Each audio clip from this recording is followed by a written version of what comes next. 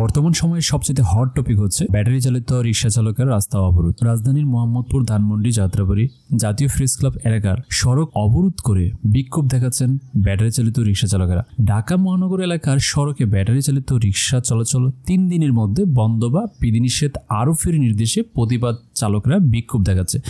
আজ রোববার সকালে মোহাম্মদপুর, ধানমন্ডি, যাত্রাবাড়ী এলাকার সড়কে নেমে চালকদের বিক্ষোভ করার খবর পাওয়া গেছে। এছাড়া ঢাকার বিভিন্ন এলাকা থেকে জাতীয় প্রেস ক্লাবের সামনে চালকদের জড়ো হতে দেখা যাচ্ছে। সেখানে তারা সড়ক অবরোধ করে সমাবেশের প্রস্তুতি নিচ্ছেন। মোহাম্মদপুর থানার পরিদর্শক হাফিজুর রহমান দুপুর 12:15টার দিকে প্রথম আলোকে বলেন, সকাল 9:30 থেকে মোহাম্মদপুরের বিভিন্ন জায়গায় ব্যাটারি চালিত রিক্সা চালকেরা সড়ক অবরোধ করেছেন।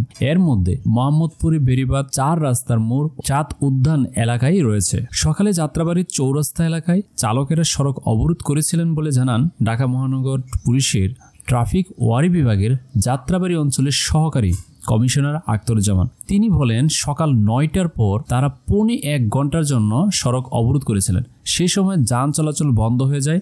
সকাল 10টার দিকে তারা সেখান থেকে সরে গেলে চলাচল স্বাভাবিক হয়। এছাড়াও ধানমন্ডির 7 মসজিদ রোড এলাকার চালকেরা সকালে অবরোধ করেন। সকাল 10:30টার দিকে তারা প্রেস ক্লাবের উদ্দেশ্যে রওনা দেন। গত মঙ্গলবার ঢাকা মহানগর এলাকায় সড়কে ব্যাটারি চালিত অটোরিকশার চলাচল 3 দিনের মধ্যে বন্ধ বা বিধিনিষেধ আরোপ করতে নির্দেশ দেন হাইকোর্ট। এই রিটে প্রাথমিক শুনানি নিয়ে বিচারপতি ফাতেমা নজিব ও বিচারপতি শিকদার মাহমুদুর রাজির সমন্বয়ে গঠিত হাইকোর্ট ব্রাঞ্চ রুল এই আদেশ দেন। এই আদেশের প্রতিবাদে গত বৃহস্পতিবার রাজধানীর মহাখালীতে সড়ক ও রেলপথ অবরোধ করা হয়। এছাড়াও মিরপুর, মালিবাগ, মোহাম্মদপুর, গাবতলী, আগারগাঁও, নাখালপাড়া, রামপুরা, খিলগাঁও সহ বিভিন্ন এলাকায় সড়ক অবরোধ করে বিক্ষোভ করেন ব্যাটারি চালিত রিক্সা চালকেরা। গত শুক্রবার ঢাকার জুরাইন সড়ক ও রেলপথ অবরোধ করেন চালকেরা। এই সময় পুলিশের সঙ্গে সংঘর্ষে ঘটনাও ঘটে।